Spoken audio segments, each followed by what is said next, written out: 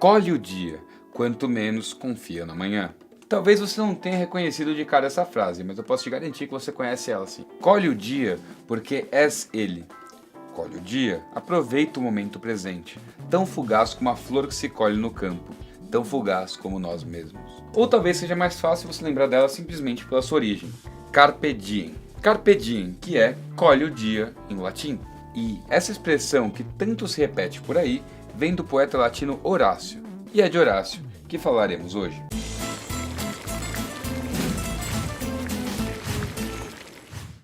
Carpe diem é normalmente traduzido como aproveite o dia, o que explica porque as pessoas não reconhecem a figura de linguagem colhe o dia, logo de cara. E é até engraçado que em latim ela seja mais fácil de reconhecer do que ela em português, né? Afinal, aproveitar o dia é uma ideia simplesmente sedutora, e não é à toa que é famosa, como ela é usada com frequência o tempo inteiro. Inclusive ela é usada como desculpa para, digamos, sair para tomar uma cerveja ou aproveitar o dia com seus amigos. Mas será que quando Horácio escreveu esses versos, era isso que ele queria dizer? Quintus Horácius Flaccus, ou simplesmente Horácio, nasceu no dia 8 de dezembro de 65 a.C., na Venúzia, uma comuna que fica na província de Potenza, na Itália. Seu pai foi um escravo libertado, mas conseguiu oferecer a Horácio uma educação especialmente boa diante de suas origens humildes. Começou a educação em Roma como pupilo de um sujeito ironicamente chamado Orbilio Pupilo. Posteriormente, concluiu seus estudos em Atenas. Horácio, que tanto hoje quanto na Roma Antiga, foi estudado lado a lado com Virgílio, ambos fazendo até mesmo parte do currículo escolar de Roma Antiga. Horácio e Virgílio estão para o Império Romano como Homero está para a Grécia Antiga.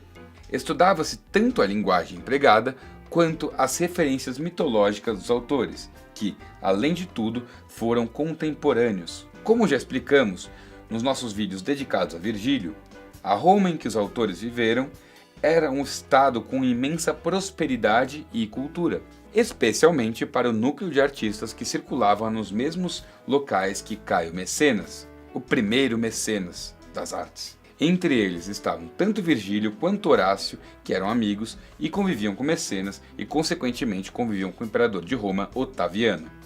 Mas as semelhanças entre os autores param por aí, visto que, na contrapartida de Virgílio, que escreveu o poema épico Eneida a pedido do príncipe Civitatis, Horácio era mais chegado em trabalhar para si mesmo. E olha, sem exagero nenhum, afinal, ele chegou a negar favores ao imperador, não uma, mas 2 vezes. Embora ele gostasse do imperador e o apoiasse desde antes de sua ascensão ao trono romano. Primeiro, Otaviano queria que ele fosse secretário, cargo recusado. Depois, lhe pediu que cantasse feitos guerreiros e heróicos, coisa que ele também se recusou a fazer. Na verdade, esse autor latino em especial, ele gostava de escrever sobre temas muito variados e exclusivamente sobre o que tinha vontade. Inclusive, teve uma época que ele parou de escrever literatura e se dedicou exclusivamente à filosofia. Mas sobre a sua forma de pensar filosófica, a gente deixou um pouquinho mais para o final do vídeo. Seu modo de escrever variou bastante ao longo da vida e tendia a compor textos bastante autobiográficos, além de eventuais momentos de metalinguagem, em que escrevia sobre o fazer poético. Que é tipo um negócio que qualquer blogueiro de hoje em dia faz, mas tipo, antigamente não era todo mundo que falava sobre escrever. Isso é tipo... faz tempo, tá ligado? Era antes de Cristo. As obras de Horácio são divididas em 4 gêneros. 1. Sátiras ou sermões, que retrata a ironia de seu tempo, dividido em 2 livros, escritos em hexâmetros, baseados em assuntos literários ou morais, discute questões éticas. 2. Odes ou carminas, divididos em 4 livros de longos poemas líricos sobre assuntos diversos, e geralmente mitologia, também em hexâmetros. 3. Epístolas ou cartas, 2 livros feitos de coleções de cartas sobre vários assuntos. Dentre elas, destaca-se a maior, a Epístola aos Pisões, conhecida como Arte Poética. 4. Épodos ou Iambos, um livro somente com 17 pequenos poemas líricos escritos na mocidade sobre assuntos de Roma, e imitava, tanto na métrica quanto no estilo, o poeta Arquíloco. Mas beleza. Onde é que entra o tal do Carpe Diem? Qual o seu modo de pensar? E qual o motivo de, até hoje, estar tão cristalizado na nossa cultura essa frase?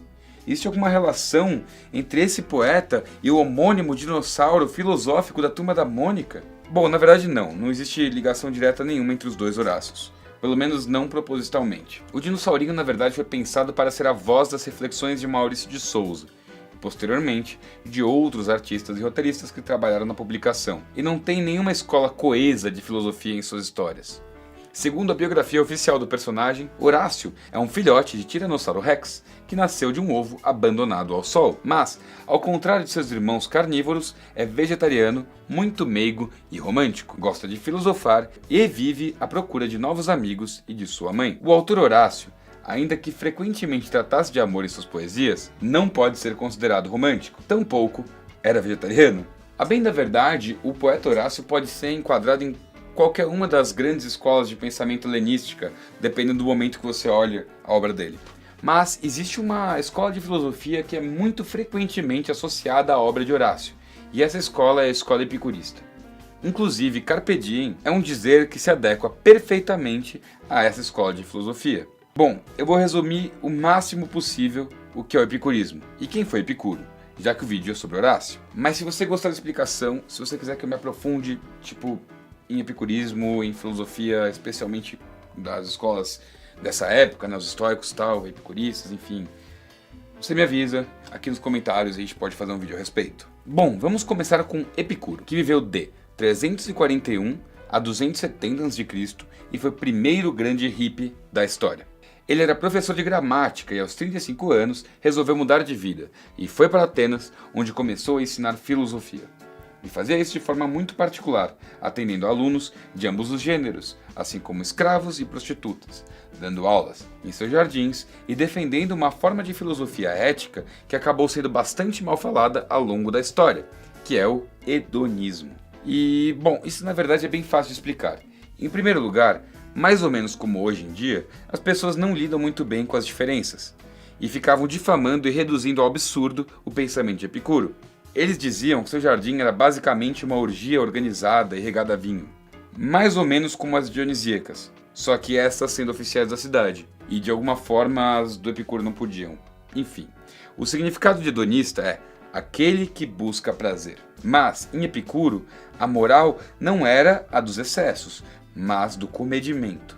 Para ele, prazer era a ausência de sofrimento, algo que não é possível em uma vida de excessos.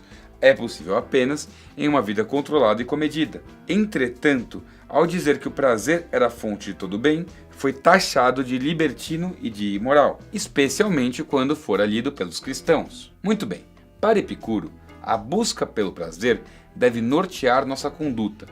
Entretanto, o maior prazer de todos é a aponia, que é estar livre dos sofrimentos. Então, o sábio deve ser capaz de abrir mão dos prazeres exagerados.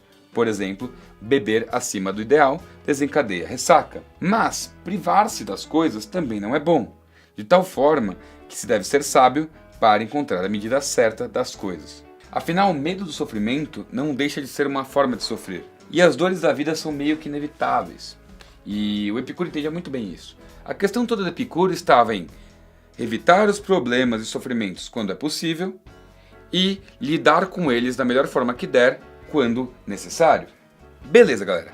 Vamos agora então relacionar essa ideia com Horácio. Aos 19 anos, Horácio foi estudar em Atenas, onde entrou em contato com diversas escolas de filosofia grega, entre elas o epicurismo. Bom, em suas odes, alguns temas são recorrentes e tem muito a ver com os epicuristas, especialmente no caso do consumo de vinho, que Horácio gostava pra caramba.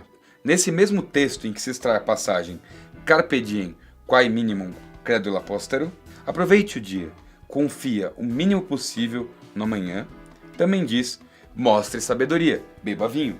Em seus textos, Baco tem mais a ver com paz e com harmonia do que com dedo no c...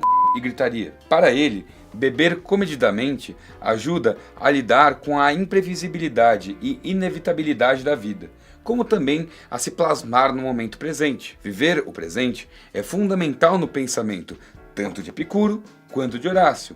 Afinal, para eles, pensar no passado ou no futuro serve apenas para agravar os sofrimentos do presente. Aproveitar o dia de forma adequada e pensada, procurando não se frustrar com os sofrimentos da vida e sim entender que a inexorabilidade da mesma é aquilo que nós temos que entender, é o ponto desses dois autores. Confia o mínimo possível no amanhã, ou seja, aproveite agora, faça render o seu dia, visto que nós não sabemos o que vai rolar amanhã.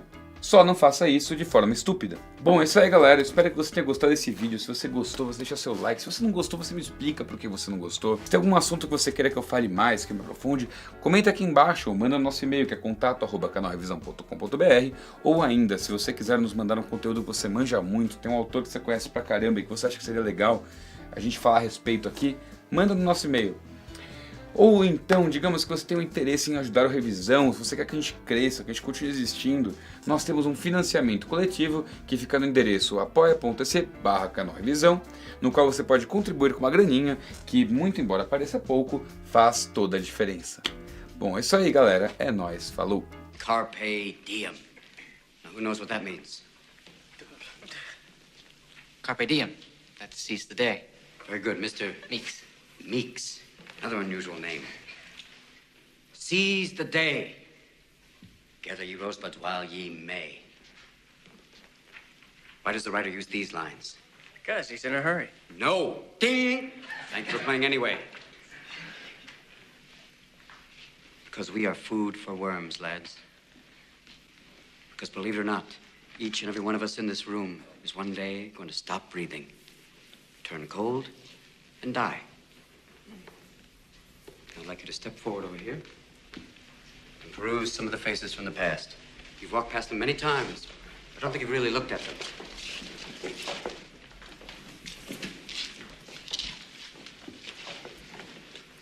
They're not that different from you, are they? Same haircuts, full of hormones, just like you. Invincible, just like you feel. The world is their oyster.